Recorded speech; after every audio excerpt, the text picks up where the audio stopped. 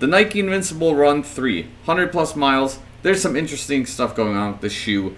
Am I calling it quits with this shoe early? Let's talk about it. So before we get into it, make sure to like the video, subscribe to the channel if you're already subscribed watching this content. Thanks so much. Love you guys a lot. Make sure you follow me on Instagram and Strava for all sorts of other updates and things like that. But without further ado, let's begin. Specs for the shoe, somewhere where it doesn't contrast with the whiteboard, probably on this side. And we're just going to kick it off right away with the bottom exterior outsoles of the shoe, because this is one of the two major points I want to talk about with this shoe as we get along with it. So that's my left foot all the way across, and this is my right foot all the way across.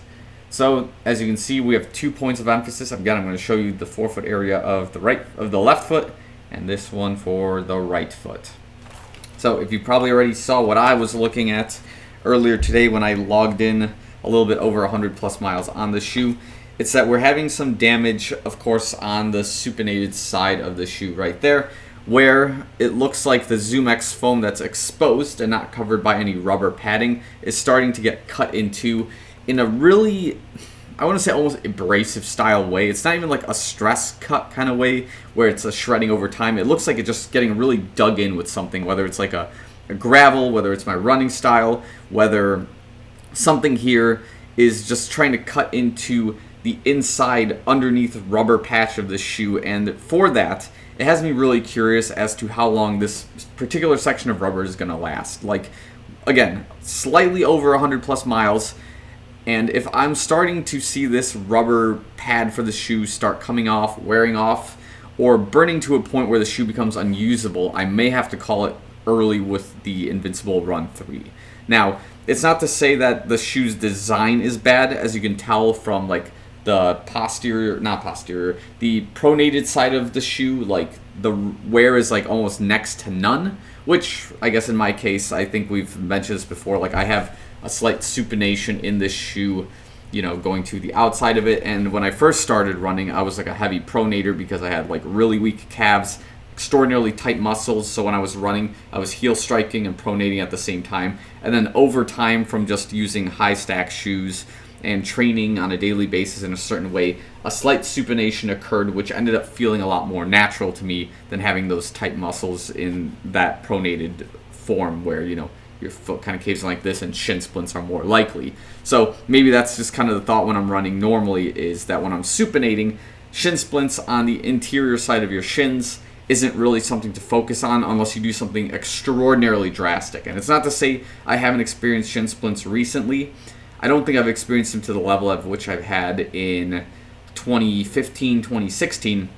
But the point is, my running stride and, you know, strike zones for the shoes are a lot more natural, and I haven't experienced those types of feelings in a very, very long time. So that's a plus. But as a result, the wear of the shoe becomes extraordinarily interesting and kind of unusual, I guess, in some cases. Maybe others will tell me that are more, you know, like this 4-foot central striker, that the wear of the shoe is different. Maybe they're having an overall experience that's way different than what I'm experiencing with the shoe. But yeah, that's just something I'm kind of looking into. And then again, because I'm not much of a, I'd say, a heel striker, there's still some wear and tear from like maybe walking in this shoe, maybe when I'm running and you hit the ground and you have that heel bounce before you kick off and take your next step. That might be where some of this heel wear is occurring as well. But again, nothing too significant there. And then again, because of the supination, this ZoomX rubber here is kind of looking like it's got some natural wear. It doesn't look like it's being, you know, pierced or broken down in any sort of abrasive way, I would say.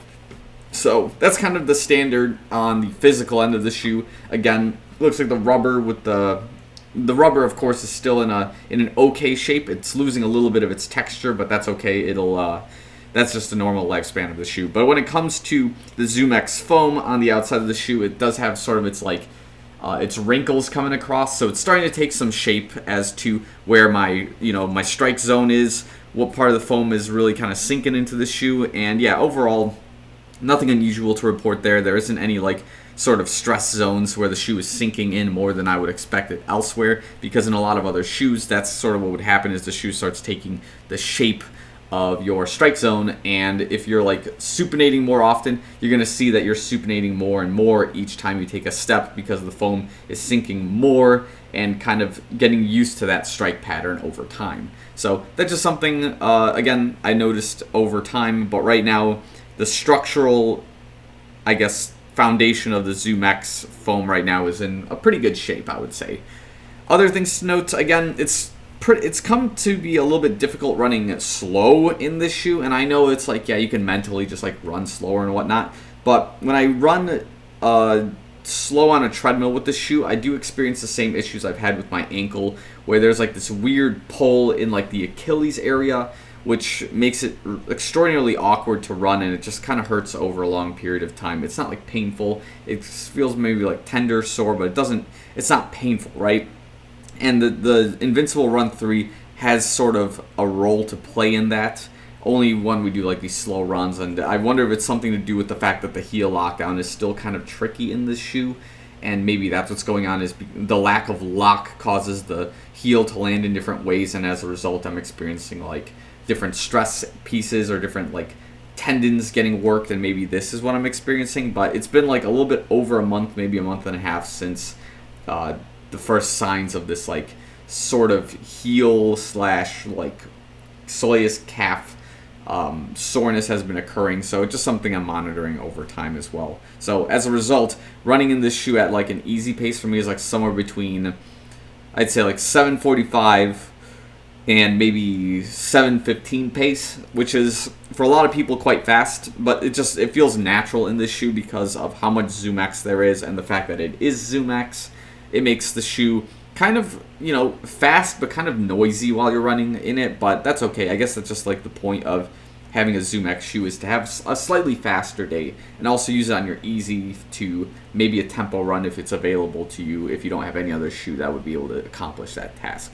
So 100 plus miles in. What am I thinking about the Invincible Run 3? Well, again, if the damage underneath this rubber from the ZoomX like open point on this particular shoe isn't too bad right there, the shoe can continue. It's only when I start ripping this rubber and start causing massive structural damage that we're going to have some issues with this shoe. So I'm going to continue running it with it as like my go-to daily trainer, but in the event that the shoe takes on way too much damage just from use, that's when the shoe is going to have to get retired and we're going to have to change into something else. But yeah, at this point in time, I don't love the shoe. I don't hate it. It is available to me, and I am going to use it as long as it is, basically available to me. So I think we're at the end of the video here. So if you have any other questions, comments, different experiences with the shoe, let me know in the comments for sure. And yeah, Invincible Run 3, it's not bad. It just takes a little bit of a learning curve in getting used to at this point in time. So thanks so much for watching the video. I'll see you guys in the next one.